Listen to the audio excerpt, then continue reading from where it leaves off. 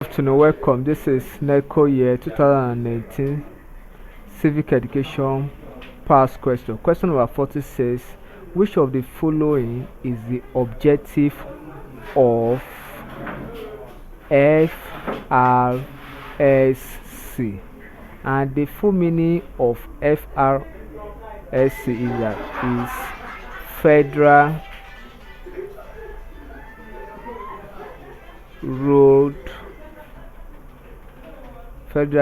Road Safety Corps, and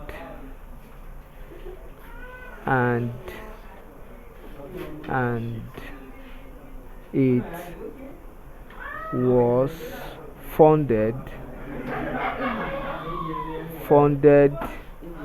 in the year 1988 by the Act of Parliament of Nigeria. So the objective, the main aim of this: A, assist motorists to park; B, efficient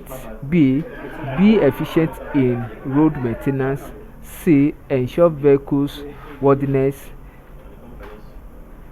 D, reduce accidents on roads nationwide; E, teach people how to drive.